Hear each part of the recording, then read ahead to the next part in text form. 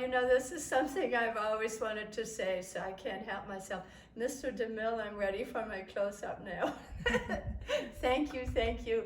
I'm sorry there was no video last weekend, but I have a very dear friend who found me on Facebook, which is fabulous. And he unfortunately is dying, so we decided we wanted to see each other before he actually dies. So I flew to Germany to see Didi. And if Didi hears this, I hope that you're fairly well under the circumstances.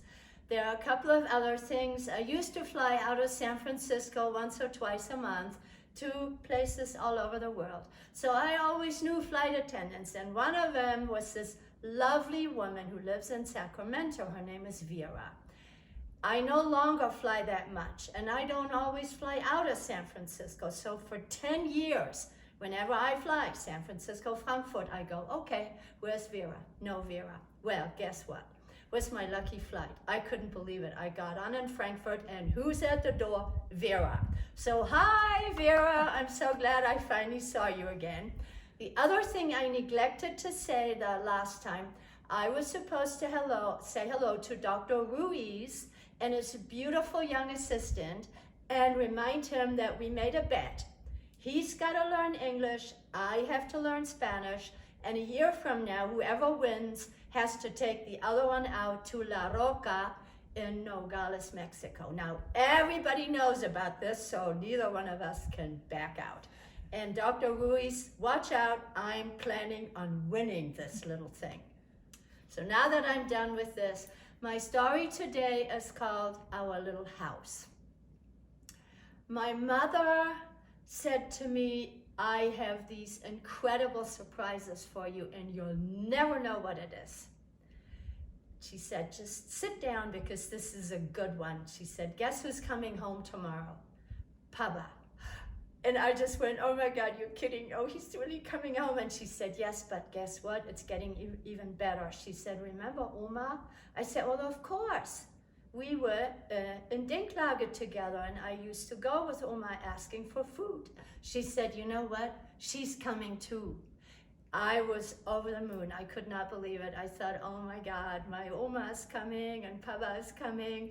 And then I said to my mother, I said, oh, that'll be really nice because then all of us can sleep on the floor together and I'll get Vilja and I have Papa here and I have you there and Oma and we'll all be really toasty warm because, you know, we didn't have a bed. So I was just absolutely thrilled that they were coming. And sure enough, the next day they both showed up.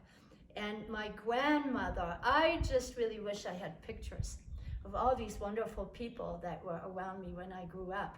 My grandmother was tiny. Her waist was like this. She was about 5 feet. She probably weighed, I don't know, 90 pounds. Very delicate features. And she was really sweet. Just this charming little woman with these tiny little hands. She always wore a hat. I think I got it from her. She had one hat. And every time she would go somewhere, which was every afternoon, she had, let's put it this way, a lot of male friends. And she would say, okay, what shall we do with my hat today? And I will go in the garden and I'd get a flower. So every time she left, her hat looked very different. She had 2 dresses. She always had a handkerchief that was very delicate that had been crocheted with a beautiful edging. She'd fold it over and she'd pin it on her dress. She was very, very feminine. And when she didn't have something to put on her lips, she'd say, oh, go in the garden, see if there's any cherries that are ripe. And she would open it up and she'd run the cherry across her lips, which I thought was just magical. And then she'd take a little bit, put it on her cheeks. You know, it's like the quintessential French, feminine, beautiful lady. That was my grandma, that grandma. When they came, she went, oh, Putty, Putty, Putty, I missed you so much. Putty was the nickname that I had been given by her best friend. Another fabulous woman, Isabella, was quintessential Italian, tall, gorgeous black hair, big black eyes. I used to call them licorice eyes. They were this beautiful color. She always wore some, I don't know how she did it. I mean, it was in a war, but she had earrings, and she named me Putty. She said that when I was very little and I was still a baby in a crib, whenever she would lean over, I would squeal and I would laugh and I would try to reach. And Isabella would say, yeah, it's because, you know, look at me, my bright red lips and then the earrings. And we will call her Putty. I meant to research this name, which I forgot to do, but I believe Putty is a word that means angel in Italian. I'm not sure. However, I will take a look and research this. Anyway, so now you know all these fabulous people that are in my life. So then my dad shows up, and it was just glorious. I couldn't believe it. I thought, oh my God, you know, now we're all here. And then he said, oh, and I have such good news. In 3 days from now, I'm having a delivery made with building blocks. We are gonna build a little house. And my mother just went, wait a minute, how did you do that? And he said, well, let me put it this way. The less you know about this, the better. So, and my grandmother is going, mon Dieu, you know, oh my God, you're gonna go to jail. And he said, no, it was on the black market and it was dark. No, but we are getting this in 3 days. And because the truck cannot go down the little lane where we had already rented this government, you know, garden plot, they were gonna dump them at the end. And so my father said, you know what, unless we are all there, the minute they bring this, and we take all these building blocks and put them on our little garden, they're all gonna be gone by the next day. So you're all gonna have to help. And I went, oh yeah, I can't wait, but don't I need a wheelbarrow? Don't I need a wheelbarrow? And he said, well, you know, I tried to get one that was little, but I couldn't. But he said, we do have one big one, but I got a bucket for you. So sure enough, boy, we sat there and we waited most of the day, and it started raining. And then my grandmother's going, mon Dieu, oh, the little one, she's gonna get sick. And my father said, no, she's my daughter. What do you mean she's gonna get sick from a little rain? Of course not. And then finally they came, they dumped all these bricks or whatever they're called. And here we went. My mother had a bucket, my grandma had a bucket, I had a little baby bucket, took 2 bricks, and then my dad. And so we would wheel it down, put it, you know, into our little garden plot. And I have no idea how long we did this, but it got dark and it was still raining and we were still doing this. And my mother kept saying, I'm so worried, you know, Aranka is working so hard and she's soaking wet. And then, of course, my French grandma, mon Dieu, oh, Putty, come here. And she'd hug me all the time. And I said, Oma, it's okay, I'm fine. I'm a big girl now. I'm almost going to school, you know. No, and I'm very strong, look at me. And they're all laughing. But anyway, finally my mother said, okay, that's it. I don't think we can do any more. And my grandmother said, yeah, I'm about to fall over. So my father said, okay, well, you go ahead, you know, go back and I will do the rest. And my mother said, well, and then what? And he said, what do you mean then what? I have to stay here. I have to sleep there. If I leave, they're gonna steal everything. I now have to sleep there. And my mother went, wait a minute, you've got to be kidding. How long is it gonna take to build our little house? And he said, well, you know, I don't know, 2 months, 3 months. And she said, and then, yeah, you are gonna sleep here. And he said, I have to. And that's exactly what happened. You know, we would go and we would help. And we had a pump for water. I would pump for the water. My mother would help mix the cement. And it was so much fun. I mean, we built our little house.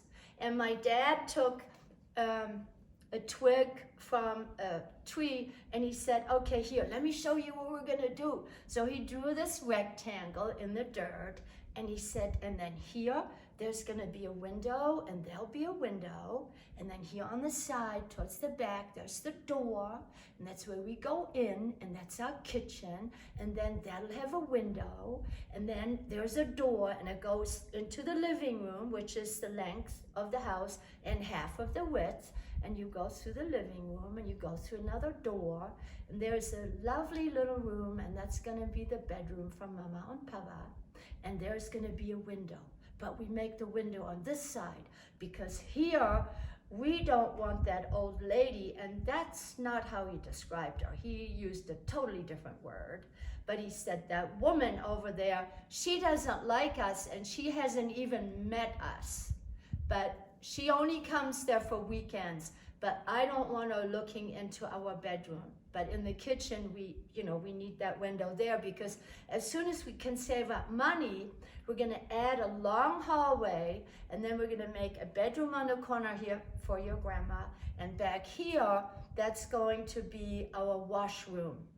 Washroom meant we were gonna be able to wash our clothes there and hang them up in the winter, and we had what they used to call a plumpsklo. Klo is a toilet, and a plumps means, it wasn't a flushing toilet, in other words. But until then, my dad constructed a cute little toilet house, he called it, and he made a heart in the door. So that's where we would go, and then every few days, he would open it up, take the bucket, and dump it somewhere, and then he'd say, here, come here, help me dig this into the ground. This is fertilizer. We are gonna have really big strawberries.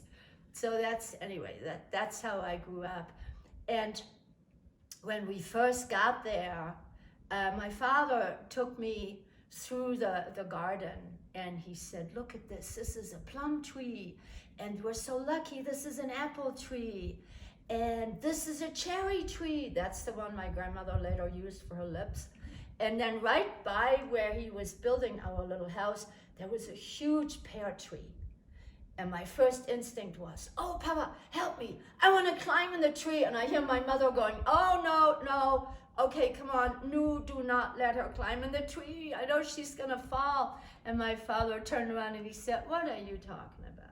That is my little girl. She will be able to climb to the very top. And my mother, no, she won't. No, she won't. And he put his arm around me and he winked at me and he said, you know what?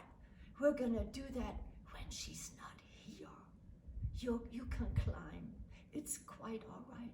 But we'll do it when she's at work. I'll help you get in it. So I always had this thing going with my dad, which was really cute. He'd always let me do things that my mother felt were not appropriate for a little girl, where my father said, no, she can do whatever she wants, which that unfortunately bit him in the patoonie some years later when I chose to run away from home. But, that's like a whole other story. When our little house was finally completed, my grandmother's Italian girlfriend showed up. I don't remember what she brought us, but she brought us something to eat. I remember that. And I loved this woman. She was very sweet. And there was just something about her. Not only was she gorgeous, but she was such a lovely person. I mean, you could just tell. And when she showed up, she went, take a look at this. Oh. And I thought, I wonder what's wrong. What's going on? She said, look, I'm engaged. And my French come, oh, mon Dieu. So Isabella told us that the way she's put it, I have caught a big American general. And when I think about it, my heart goes da boom, da boom, da boom. Oh, he's so gorgeous. You should see this man, and he's mine. We're engaged. I'm gonna get married. I'm gonna go to America. And she looked at my grandmother and she said, I want you to come with me because he's got friends, and they're gorgeous, and they're rich. They have houses. They have cars. They're beautiful men, and there's 3 of them. They all wanted to go out with me, but I got the biggest one, the biggest fish. He's mine, all mine. She was so funny. And she said, you know, why don't you come with me? You know, meet these guys. There's an officers club and I can get in because look at this, look at this. And my grandmother said, no, I want to stay here. I want to stay here with my son. And I love Putty. And, oh well, okay. My daughter-in-law, let's not talk about it. She doesn't like me. I don't like her, but you know, that's another story. It's my son and it's my granddaughter. And Isabella said, oh wow, I can't believe it. You'd rather stay here. You don't even have an indoor toilet. You don't even have something that flushes your poop down. You have to empty this huge hole in the ground that's right outside of your washroom where it's gonna be that you don't even have yet. Right now you have that little cute, it's cute, but my God, you have to walk through the snow. And Henriette said, well, this is my family, I love them. I cannot go away. And I thought, wow, Oma really loves me. That's where that little house, and he did, my dad, about 3 or 4 years later, they had saved up enough money to where they did add that long hallway and those 2 rooms. And then I still slept in the living room on the pull-out sofa where I used to sleep with my grandmother. And it sounds, unfortunately, I have no photos of it. It doesn't sound like it was anything great, but it was, because there was so much love there. My mother loved me, my father was over the moon, and my French grandmother, she was always patting me on the head and hugging me. And it was a really magical childhood. I worked in the garden.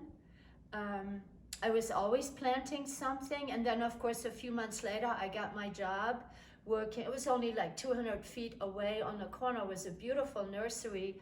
And after school, my grandmother would always get dressed up because she did have these gentleman friends. And my mother and her would get into fights over that. And my grandmother would say, I don't know why you're upset about this. I leave every afternoon. I barely eat anything here. You should be happy that I never stay for dinner because you don't have any food anyway. So everything, I only eat here maybe with you on Sundays. So you should thank me for having all these gentlemen friends that take me out to dinner. And why would you care what else happens? I leave, I don't eat here. You should be happy.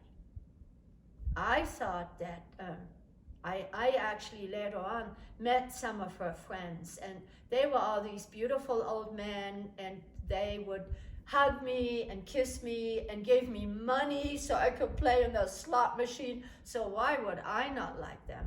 Of course, I love them.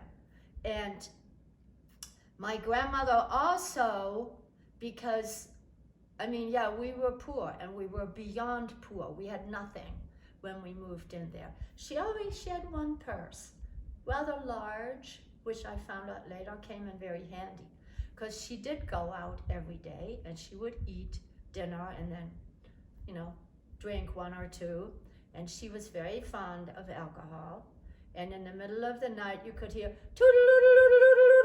oh, my mother, oh my God, I told her not to do that. I thought it was great. It was my grandmother. She had turned on Greteweg, where we lived, to let me know she was coming home. And I went, oh, that's great, Oma's coming.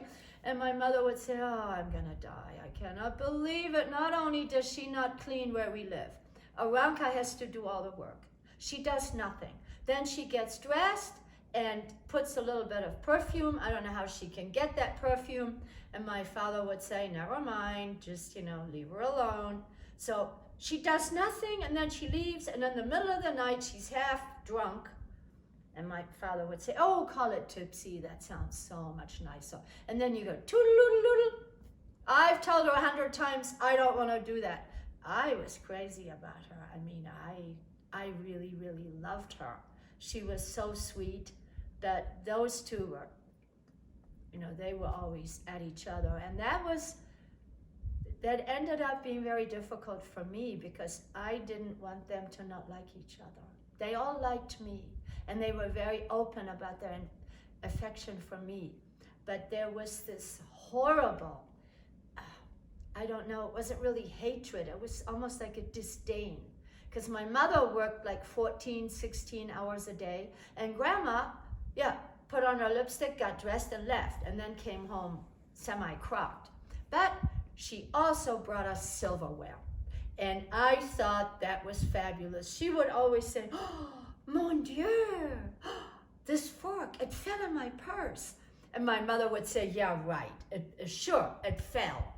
Consequently, when I would set the table, because of course that was my job, I could pick which pattern I wanted. There were no two alike. I thought that was fabulous. And I was allowed to pick which fork, which spoon, which knife I wanted. And to me, this was always a game.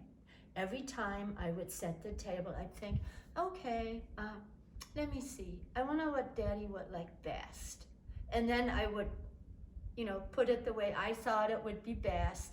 And we had one little vase, and I would go outside and I'd look for some flowers, and I put the flowers in the middle of the table, and then I'd take a look, and my grandma would come in and say, "Oh, well, let me see. Oh, it's beautiful again."